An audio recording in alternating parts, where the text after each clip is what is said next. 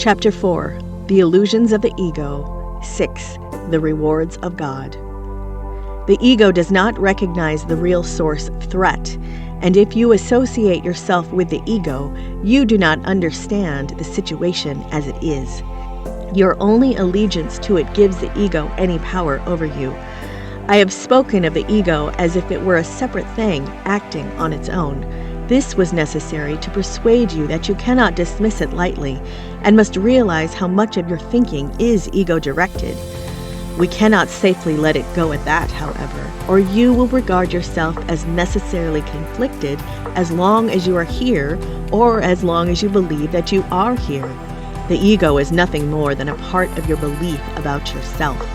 Your other life has continued without interruption, and has been and always will be totally unaffected by your attempts to dissociate it. In learning to escape from ego illusions, your debt to your brother is something you must never forget.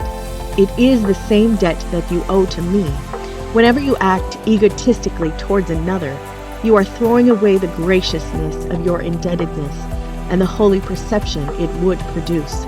The term holy can be used here because, as you learn how much you are indebted to the whole sonship, which includes me, you come as close to knowledge as perception can. The gap is then so small that knowledge can easily flow across it and obliterate it forever. You have very little trust in me as yet, but it will increase as you turn more and more often to me instead of your ego for guidance.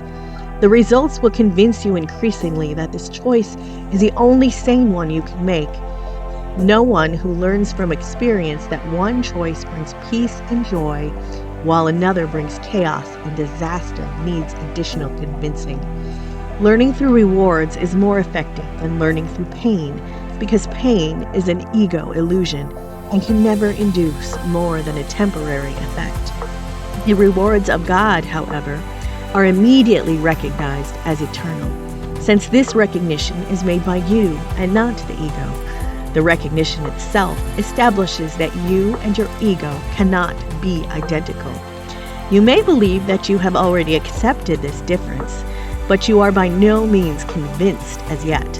The fact that you believe you must escape from the ego shows this, but you cannot escape from the ego by humbling it, or controlling it, or punishing it. The ego and the spirit do not know each other.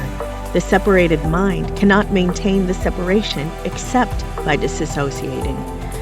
Having done this, it denies all truly natural impulses, not because the ego is a separate thing, but because you want to believe that you are. The ego is a device for maintaining this belief, but it is only your decision to use the device that enables it to endure. How can you teach someone the value of something he has deliberately thrown away? He must have thrown it away because he did not value it. You can only show him how miserable he is without it, and slowly bring it nearer so he can learn how his misery lessens as he approaches it. This teaches him to associate his misery with its absence, and the opposite of misery with its presence. It gradually becomes desirable as he changes his mind about its worth. I am teaching you to associate the misery with the ego and joy with the spirit. You have taught yourself the opposite. You are still free to choose, but can you really want the rewards of the ego in the presence of the rewards of God? My trust in you is greater than yours in me at the moment, but it will not always be that way. Your mission is very simple. You are asked to live so as to demonstrate that you are not an ego. And I do not choose God's channels wrongly. The Holy One shares my trust and accepts my atonement decisions because my will is never out of accordance with His. I have said before that I am in charge of the atonement. This is only because I completed my part in it as a man and can now complete it through others. My chosen channels cannot fail because I will lend them my strength as long as theirs is wanting. I will go with you to the Holy One, and through my perception he can bridge the little gap. Your gratitude to your brother is the only gift I want. I will bring it to God for you, knowing that to know your brother is to know God. If you are grateful for your brother, you are grateful to God for what he created.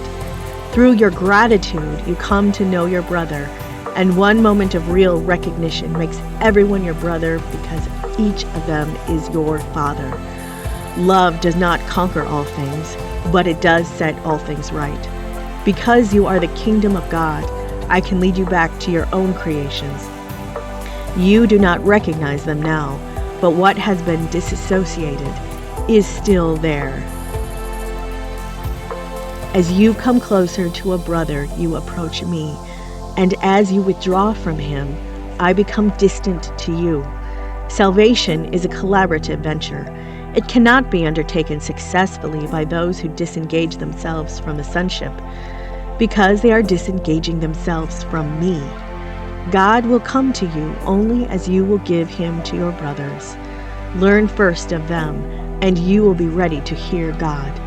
This is because the function of love is one.